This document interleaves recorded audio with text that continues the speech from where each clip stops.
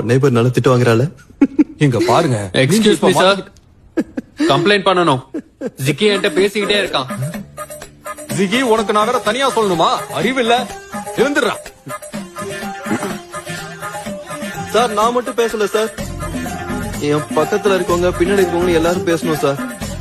Sir இது பண்ணி பேசுச்சு, அந்த கண்ணாடி போட பேசினா.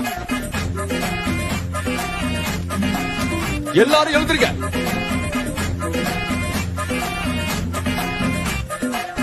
இந்த விஷயத்திலேயாவது எல்லாரும் ஒத்துமையா இருக்கீங்களே.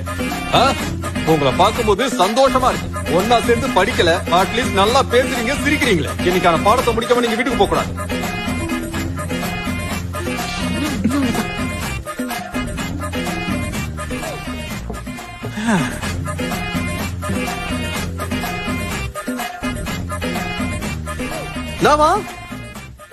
மன்னிச்சிருங்க.